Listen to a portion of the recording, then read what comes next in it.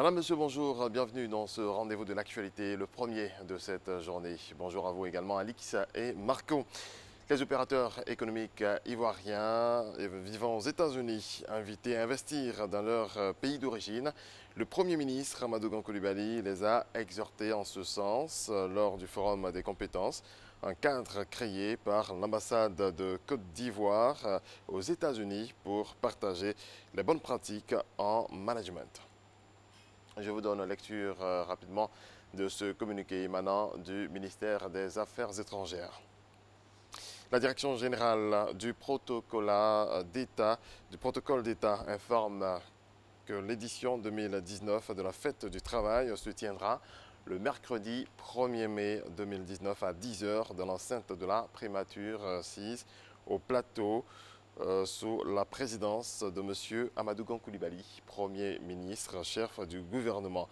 Par ailleurs, la Direction générale du protocole d'État porte à la connaissance des personnalités et centrales syndicales invitées à cette célébration que la mise en place débutera effectivement à 7 h 30 et prendra fin à 9 h 30.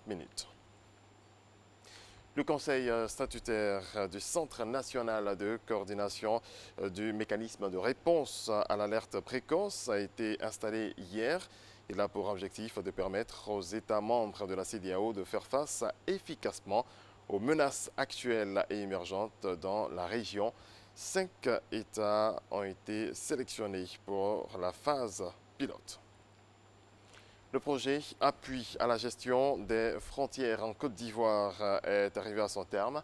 Financé par l'Union européenne et mis en œuvre par l'Organisation internationale pour les migrants, il vise à assurer un meilleur contrôle des frontières ivoiriennes. On fait le point avec Sidonie Davila. 20 mois ont suffi à l'Organisation internationale pour les migrants OIM pour achever ses travaux sur l'appui à la gestion des frontières en Côte d'Ivoire. L'idée est de sécuriser les frontières en renforçant davantage la formation des agents sur le terrain. À la cérémonie de restitution des résultats des travaux, les différents acteurs font le point.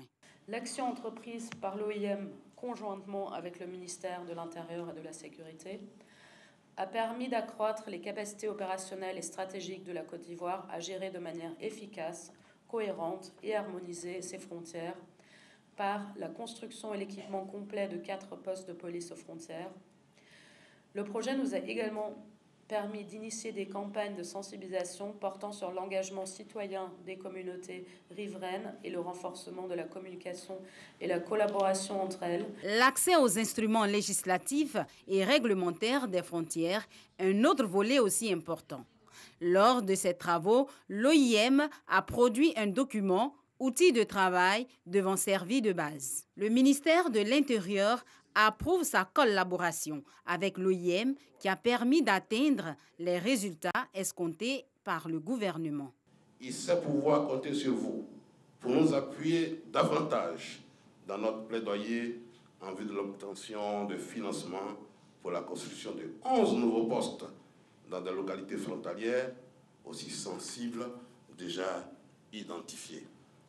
L'appui à la gestion des frontières en Côte d'Ivoire est un projet de 2 millions d'euros, soit 1,3 milliard de francs CFA. Il est exécuté par l'OIM et financé par l'Union européenne. Lutte contre l'incivisme en Côte d'Ivoire à plus de 14 milliards de francs CFA pour la réhabilitation des centres de service civique. Ces centres ont permis de former des milliers de jeunes Ivoiriens avant leur fermeture en 1984. Les explications de Éric Goré. Voici dans quel état se trouvent les centres de service civique de Côte d'Ivoire qui ont servi à former des jeunes Ivoiriens du milieu rural de 1963 à 1984. Dans ces centres rattachés autrefois au ministère de la Défense, une éducation civique était donnée aux jeunes Ivoiriens. Et en plus, ils étaient formés à l'agriculture et aux techniques générales. Un centre de service civique est fait à dessein. C'est pour prendre ces jeunes gens en situation de vulnérabilité, renforcer leurs capacités et les insérer dans le tissu économique. Raison pour laquelle le secrétariat d'État chargé du service civique décide de réhabiliter ces lieux de formation en construisant d'autres centres afin de continuer la mission. Outre l'encadrement des jeunes du milieu rural, les jeunes du milieu urbain seront aussi pris en compte. Les valeurs de solidarité, de cohésion sociale, de dévotion à la nation, de respect des institutions de la République qui fondaient l'exception ivoirienne il y a 40 ans ou 50 ans, sont tombés en déliquescence. Les fondements de l'État ont été profondément mis en cause pour une défiance récurrente à l'autorité de l'État.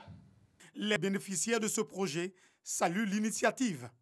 Une initiative qui rejoint la politique du président de la République qui fait de la jeunesse sa priorité. Chacun a sa part à jouer et la part du ministère de la promotion de la jeunesse aux côtés donc des bailleurs, c'est de montrer, donner le bon exemple à la jeunesse. L'encadrement que nous allons avoir dans les différents centres qui seront mis à notre disposition, c'est du civisme. Donc c'est vraiment opportun, c'est vraiment très important. L'État de Côte d'Ivoire est accompagné dans ce projet par plusieurs partenaires, entre autres l'État français, l'Union européenne et l'UNICEF. On termine avec du football et cette mauvaise nouvelle pour la Côte d'Ivoire. Eric Bailly, l'international ivoirien de Manchester United, ne sera pas à la Coupe d'Afrique des Nations, la CAN qui aura lieu en juin prochain. Il est indisponible pour plusieurs semaines suite à une rupture des ligaments du genou droit après un contact avec Kovacic, le joueur de Chelsea. Merci à toutes et à tous de votre attention. Je vous retrouve tout à l'heure à 6h30.